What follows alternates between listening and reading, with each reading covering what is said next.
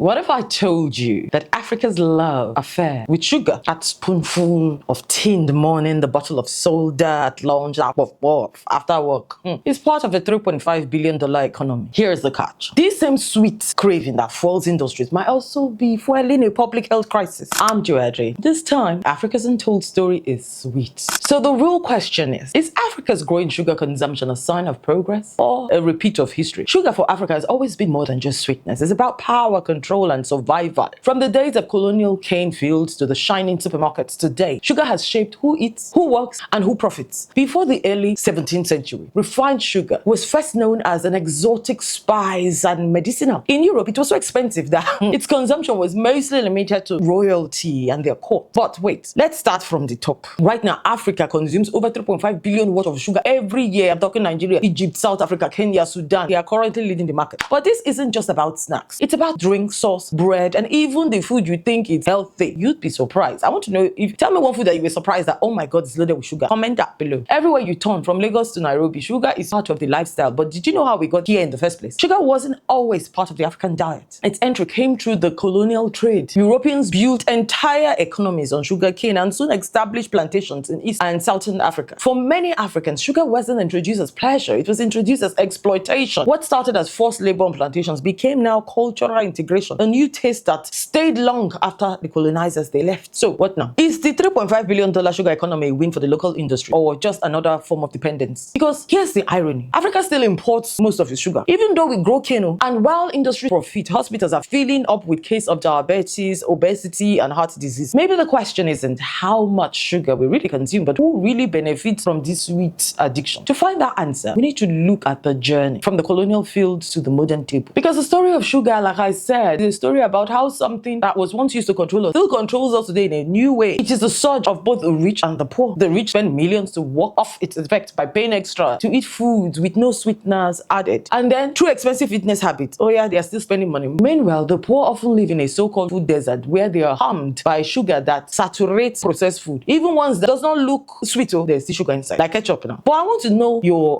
examples of things that you were so surprised packed with sugar. In Senegal and Mauritius, sugarcane once meant forced labor. In Malawi and Sudan, it became a tool for development. Foreign companies promised jobs, infrastructure, and economic growth through sugar estates. And for many Africans, sugar became a symbol of progress. Even culturally, sugar sweetened our celebrations. Tea with guests, festive drinks, desserts after prayers. It just became part of us. And did sugar explode? Soft drink companies thriving everywhere. Bakeries, snack brands, and beverage startups multiplied across cities. Billboards showing happy family with cold bottles of soda and kids running around with sweets. Sugar isn't just food anymore. It's now status, comfort, connection. But the thing about sweetness is it is addictive. You know the saying of how too much of everything is not good? That is the sugar crisis. And at first, it looks like a win, right? Government collected revenues, factories employed thousands, and sugar imports kept the market stable. Africa's sugar sector became a key player in trade deals and in agriculture. But beneath that success was a growing shadow. Hospitals reporting a surge in non-communicable diseases, especially diabetes and obesity. Actually, in 2024 alone, the World Health Organization projected that non-communicable diseases could overtake infectious ones as Africa's biggest health threat, with sugar consumption one of the leading causes. So the victory, turns out, was a little too sweet. Now comes the global sugar industry, pushing processed food left and right, marketing to young consumers, and locking African economies into import dependency. Local farmers cannot compete with subsidized sugar from Europe or Brazil. They just can't. And multinationals keep expanding their product lines. Energy drink, this one with lemon, this one with ginger, sweetened dairy product, flavored cereals. Let me tell you, if you buy cereals in the morning and you look at it, pour it in your hand, you can't really say what that raw material was, what the original food was. Wrong. It is the same playbook from history, external control dressed up as opportunity. Well, this one now is sweet. And the real cost becomes visible. Health systems strained under the weight of chronic disease. And the joke is that many societies now do not have a social health system that will now subsidize individual health treatment costs. In Europe, most of them, they have it. But here, you are on your own. Families are spending their life savings treating diabetes complications. Government are losing productivities to preventable illnesses. The continent that once fueled the world sugar trade now finds itself consuming the consequences. So sugar omnipresence has become a major public menace, driving up rates of diabetes, like I said, to levels that you've never ever seen before. Sugar combined now with the stress, combined with fat.